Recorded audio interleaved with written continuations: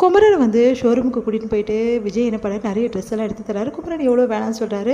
உங்கள் தம்பி எடுத்து கொடுத்தா நீங்கள் வாங்கிக்க மாட்டிங்களா, நீங்கள் சம்பாரித்து நிறைய எனக்கு வாங்கி கொடுங்க, நான் வாங்கிக்கிறேன்னு சொல்லிட்டு ரொம்ப பழைய ட்ரெஸ்லாம் நிறைய வாங்கி கொடுத்துட்றாரு. விதமாக போட்டு போட்டு காட்டுறாரு. குமரன் ரொம்ப சூப்பராக இருக்கீங்க, ஹீரோ மாதிரி இருக்கீங்க, கண்டிப்பாக பாருங்கள் கூடிய சீக்கிரம் நீங்கள் ஒரு நல்ல லெவல் ரீச் ஆவீங்க இந்த தொழிலில் அப்படின்னு சொல்லிட்டு அவருக்கு வந்து பக்கபலமாக பேசுகிறாரு. உடனே ரொம்ப சந்தோஷப்படுறாரு. எனக்கு இந்த மாதிரி யாருமே சப்போர்ட் பண்ணதில்லை, ரொம்ப நன்றி விஜய், நான் மறக்கவே மாட்டேன் அப்படின்னு சொல்லிட்டு கட்டி பிடிச்சிக்கிறாரு விஜய். குமரன் காவேரி வந்து என்ன பண்ணுறாங்க, ஆசிரமத்துக்கு போகிறாங்க. அங்கே வெண்ணிலாவை வந்து சந்திக்க போகிறாங்க. அப்போ வெண்ணிலாவை சந்திக்கிறாங்க காவேரி. அப்போ வெண்ணிலா கிட்ட கேட்குறாங்க, இந்த பேப்பரில் உள்ளவர் யாருன்னு உங்களுக்கு தெரியுது, அடையாளம் தெரியுதான்னு கேட்குறாங்க விஜயை பார்த்து.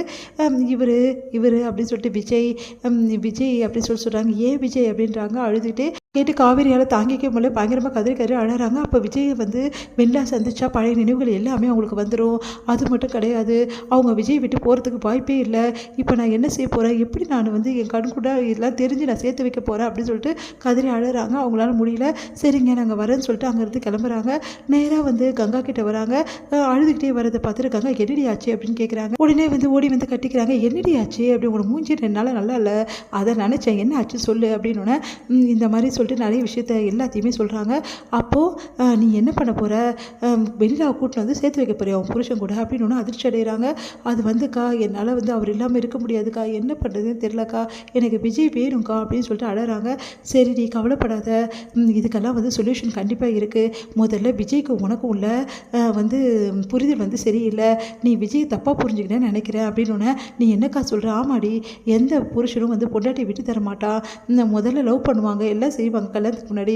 ஆனால் லவ் பண்ண ஒரே காரணத்துக்காக பொண்டாட்டி எப்படி விட்டு தருவாங்க, அதெல்லாம் விட்டு தர சான்ஸே இல்லைக்கா. விஜய் வந்து ரொம்ப லவ் பண்ணியிருக்காரு அது பொண்ணை, அதெல்லாம் எனக்கு புரியுதுடி, நான் இல்லைன்னு சொல்லலை. நீ விஜயை தப்பாக புரிஞ்சிருக்கிறது தான் நான் சொல்லுவேன். அதனால் ஒரு சின்ன டெஸ்ட்டு அப்படின்னு. என்ன டெஸ்ட்டுக்கா அப்படின்னா, விஜய்கிட்ட நீ வந்து தெரிஞ்சுக்கணும் என்னென்னா ஓ மேலே எவ்வளோ அளவு பாசம் வச்சுருக்காரு, வெண்ணிலாவோட அதிகமாக வந்து பாசம் வச்சுருக்காரா இல்லையான்னு தெரிஞ்சுக்கணும். அப்போ தெரிஞ்சுட்டா இந்த பிரச்சனையே கிடையாது அப்படின்றாங்க. அது எப்படிக்கா தெரிஞ்சுக்கிறது, நீ தான் யோசனை பண்ணும், ஏதாவது யோசனை பண்ணி விஜய்கிட்ட உன் மேலே எவ்வளோ அனுபவிச்சிருக்கான்னு வச்சுருக்கான்னு தெரிஞ்சுக்கோ. அதுக்கப்புறம் ரிஸ்க் எடுத்து நீ வெண்ணிலாவை கூட கூட்டின்னு வரலாம், பிரச்சனையே கிடையாது. அப்புறம் வெண்ணிலா வந்து அவர் கண்டிப்பாக வந்து ஏற்றுக்க மாட்டார், உன் கூட தான் இருப்பார், உன்னை விட்டு போகவே மாட்டார் அப்படின்னு.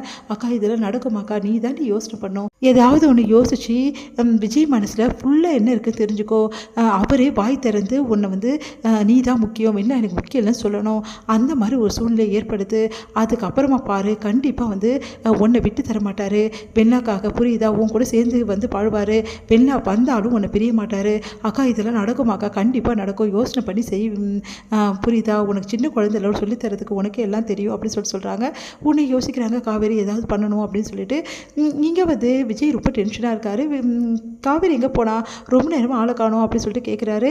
உன்னை வந்து என்னப்பா இன்னும் வரலையேப்பா, உன் கூட தான் வந்தால் நினச்சிட்டு இருக்கு. இல்லை இல்லை தாத்தா, ஏன் கூட வரல தாத்தா, அவள் எங்கே போனானே தெரில அப்படின்னு. சரிப்பா பதட்டப்படாத, ஃபோன் பண்ணு அப்படின்னு சொன்னோன்னே காவேரிக்கு ஃபோன் பண்ணுறாரு. ஃபோன் நாட் ரீச்சபிளே வருது. சரிப்பா மறுபடியும் ட்ரை பண்ணணுன்னே ட்ரை பண்ணி போகுது, ஆனால் எடுக்க மாட்டேங்கிறாளே. சரி நீ என்ன பண்ணு, அவளை பார்க்கணும்ல, அவள் எங்கே இருக்கான்னு தெரிஞ்சுக்கணும்ல, நீ அப்படியே வந்து வீடியோ காலில் போடு, அவள் எங்கே இருக்கானோ நம்மளுக்கு தெரிஞ்சிடும்ல அப்படின்னு. சரி தாத்தா அப்படின்னு சொல்லிட்டு வீடியோ காலில் போகிறாரு.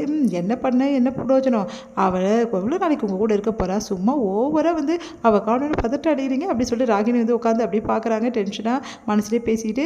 இங்கே வந்து என்ன தாத்தா பண்ணுறது அப்படின்னு சொன்னாலும் போடுப்பா அப்படின்னு வீடியோ கால் போட்டு பார்க்குறாரு. காவேரி வந்து ஆன் பண்ணுறாங்க.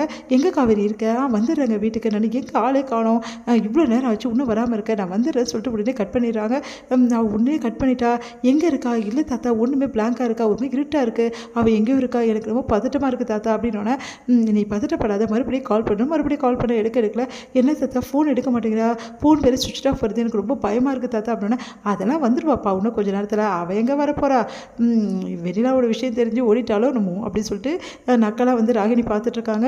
இங்கே ரொம்ப பதட்டம், நேரம் போக போக விஜய்க்கு ரொம்ப பதட்டமாகுது. விஜய் பார்த்து சரிடா இங்கேருந்து பதட்டம் அடைஞ்சு டென்ஷன் ஆகிறதோட நீ நேரடியாக போய் காவேரியை பார்த்துட்டு வா, உனக்கும் பார்த்தா ஒரு பதட்டம் இல்லாமல் இருக்கும்ல, இவ்வளோ நேரத்துக்கு காவேரி வராமல் இருக்க மாட்டா, நீ கிளம்புடா அப்படின்னு சொல்லிட்டு. சரிங்க தாத்தா அப்படின்னு சொல்லிட்டு உடனே வந்து விஜய் கிளம்புறாரு. விஜய் வந்து எல்லா இடத்துலையும் வந்து போய் பார்க்குறாரு. பார்த்தா வந்து காவேரி எங்கேயுமே இல்லை. எங்கே போயிட்டா காவேரி அப்படின்னு சொல்லிட்டு செம்மையாக டென்ஷன் ஆகிறாரு. திடீர்னு அந்த இடத்துல ஒரு ஆக்சிடெண்ட்டை பார்க்குறாரு. அங்கே பார்த்தா யாரோ ஒரு பொண்ணு வந்து இந்த மாதிரி இல்லை இந்த உலகத்தில் அப்படின்ற மாதிரி சொல்கிறாங்க. அதை கேட்டு அதிர்ச்சி அடைகிறாரு. காவேரி இருக்கும்போது பதட்டத்தோடு போய் பார்க்குறாரு. பார்த்தா காவேரி இல்லை.